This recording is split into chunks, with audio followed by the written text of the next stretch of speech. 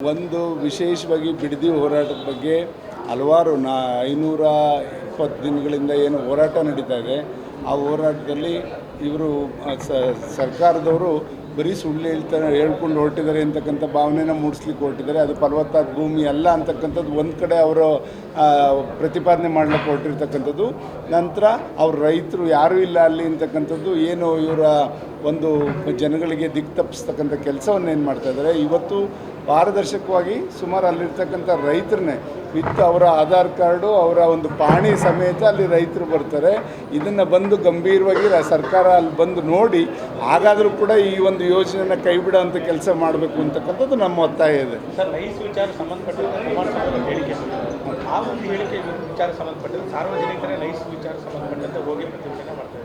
ಕುಮಾರಸ್ವಾಮಿ ಕೇವಲ ಹೇಳಿಕೆ ಕೊಟ್ಟು ಅವ್ರು ಯಾರೂ ಬಂದಿಲ್ಲ ಇಲ್ಲಿ ಸ್ಥಳದಲ್ಲಿ, ಕೇವಲ ಹೇಳಿಕೆ ಕೊಟ್ಟು ಸುಮ್ಮನೆ ಕುಮಾರಸ್ವಾಮಿ ಅವ್ರ ಹೇಳಿಕೆ ಅಲ್ಲ, ರೈತರ ಪ್ರತಿಪಾದನೆ. ಮೊದಲೇನಾಯಿತು, ನೈಸು ಇದು ಟೌನ್ಶಿಪ್ ಮಾಡಬೇಕು ಅಂತಕ್ಕಂಥದ್ದು ಅವ್ರ ಕಾಲದಲ್ಲಿ ಬಂದಂಥ ಸಂದರ್ಭದಲ್ಲಿ ರೈತರು 2006ನೇ ಇಸ್ವಿನಲ್ಲಿ 5 ಟೌನ್ಶಿಪ್ ಮಾಡಬೇಕು ಅಂತಕ್ಕಂಥದ್ದು ಏನು ಅವಾಗ ತೀರ್ಮಾನ ತೊಗೊಂಡ್ರು.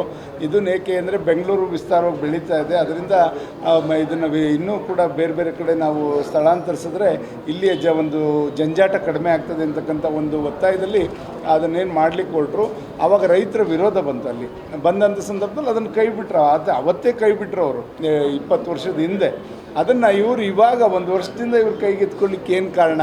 ಸರ್ಕಾರದಲ್ಲಿ ಸನ್ಮಾನ್ಯ ಸಿದ್ದರಾಮಯ್ಯನವರು ಇದ್ದಾಗಲೂ ಕೂಡ ಇದನ್ನು ಎತ್ಕೊಳ್ಳಿಲ್ಲ.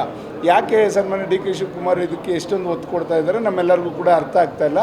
ಆದ್ದರಿಂದ ಅಲ್ಲಿ ರೈತರು ಬಿಟ್ಟು ಎಲ್ಲಿ ಬರಡು ಭೂಮಿಗಳಿದೆ, ನಾವೀಗ ನೋಡಿದ್ವಿ. ಉದಾಹರಣೆಗೆ ನೀವು ಎಷ್ಟೋ ಲಕ್ಷ ಗಿಡಗಳು ಹಾಕಿಕೊಟ್ರಿ, ಗಿಡಗಳನ್ನ ನಾವು ಗಿಡಗಳ ಥರ ಹಾಕಿಲ್ಲ, ನೀವು ಭತ್ತದ ನಾಟಿ ಥರ ಮಾಡಿದ್ದೀರಿ.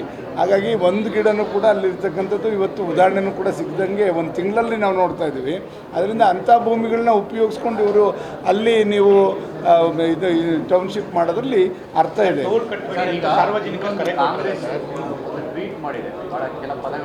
ಹೇಳಿ ಅಂದರೆ ಸಂಯಾಮಿ ಶಿಶುಗಳು ಎರಡೂ ಕೂಡ JDS ಸರ್ಕಾರ, ಅಪ್ಪ ಅಮ್ಮ ಅಂತ ಹೇಳ್ಕೊಳ್ಳೋದಕ್ಕೆ ಇವ್ರಿಗೆ ಭಯ ಯಾಕೆ?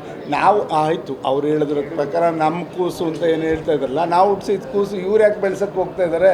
ಇವರೇ ಹಿಂದೆ ಸತ್ಯಶೋಧನೆ ಸಮಿತಿ ಮಾಡಿ ಅದರಲ್ಲಿ ಕಾಗೋಡು ತಿಮ್ಮಪ್ಪನವ್ರ ಅಧ್ಯಕ್ಷತೆಯಲ್ಲಿ ಡಿ ಕೆ ಶಿವಕುಮಾರೇ 2ನೇ ಇದಾಗಿ ಆ ಸಂದರ್ಭದಲ್ಲಿ ಇವರೇ ಅಲ್ಲಿ ಎಲ್ಲ ವೀಕ್ಷಣೆ ಮಾಡಿ ಇದು ಮಾಡಲಿಕ್ಕೆ ಯೋಗ್ಯ ಅಲ್ಲ, ಇಲ್ಲಿ ಟೌನ್ಶಿಪ್ ಮಾಡಬಾರ್ದು, ರೈತರಿಗೆ ತೊಂದರೆ ಆಗುತ್ತೆ ಅಂತ ವರದಿ ಕೊಟ್ಟವರೇ ಇವರು. ಯಾಕೆ ಇವ್ರನ್ನ ಇವ್ರಿಗೆ ಸರ್ಕಾರ ಬಂದಾಗ ಒಂಥರ, ಸರ್ಕಾರ ಇಲ್ದಾಗ ಒಂಥರ ಆಗುತ್ತಾ? ಅದರಿಂದ ಅದನ್ನೆಲ್ಲ ಕೇಳ್ತೀವಿ, ಸದನದಲ್ಲಿ ಕೇಳ್ತೀವಿ. ಅದನ್ನೆಲ್ಲ ಅವ್ರಿಗೆ ಅಲ್ಲೇ ಉತ್ತರಿಸಲಿ ಅವರು. ಅದ್ರ ಬಗ್ಗೆ ನಾವು ಬೀದಿಲಿ ಇಳಿದು ಹೋರಾಟ ಮಾಡ್ತೀವಿ, ಕಾನೂನು ರೀತಿಯೂ ಹೋರಾಟ ಮಾಡ್ತೀವಿ, ಈ ಸದನದ ಒಳಗಡೆನೂ ಕೂಡ ಹೋರಾಟ ಮಾಡಲಿಕ್ಕೆ ನಾವು ತಯಾರಿದ್ದೀವಿ. ಅದರಿಂದ ನಾವು ರೈತರ ಪರವಾಗಿ ಯಾವತ್ತೂ ಕೂಡ ಜನತಾದಳ ಇಡೀ ಇದರಲ್ಲೇ ನೀವು ನೋಡಿರ್ಬೇಕಾದ್ರೆ ಜನತಾದಳ ಯಾವತ್ತೂ ಕೂಡ ರೈತರ ಪರವಾಗಿ ಹೋರಾಟವನ್ನು ಮಾಡಿಕೊಂಡು ಅವರಿಗೆ ತೊಂದರೆ ಆಗದಂಗೆ ನೋಡ್ಕೊಳ್ಳೋಂಥ ಜವಾಬ್ದಾರಿ ಸರ್ಕಾರ ಇದು ಮಾಡಿಕೊಂಡೇ ಬಂದಿದ್ದೀವಿ. ಖಂಡಿತ ಈ ಸರ್ಕಾರ ಯಾವತ್ತು ಇವರು ಸಾಲ ಮನ್ನಾ ಮಾಡಿದ್ದಾರೆ, ರೈತರ ಪರವಾಗಿ ಯಾವತ್ತು ನಿಂತಿದ್ದಾರೆ ಈ ಸರ್ಕಾರ ಹೇಳಲಿ, ಇವರು ಅದನ್ನು ಬಾಯಿ ಬಿಡಲಿ ದಯಮಾಡಿ.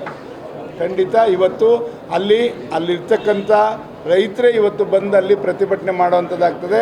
ಸರ್ಕಾರದ ಯಾರನ್ನಾರು ಪ್ರತಿನಿಧಿಗಳನ್ನ ಮುಖ್ಯಮಂತ್ರಿಗಳು ಆದರೆ ಅವರೇ ಬರಲಿ, ಇಲ್ಲದೇ ಇದ್ದರೆ ಯಾರನ್ನಾರು ಪ್ರತಿನಿಧಿ ಕಳಿಸಿ ಅಲ್ಲಿ ನೋಡಿ ಕಣ್ಮುಂದೆ ನೋಡಿ ತೀರ್ಮಾನ ತಗೊಳ್ಳಿ ಅಂತ ಹೇಳಕ್ಕೆ ಬಯಸ್ತೀನಿ.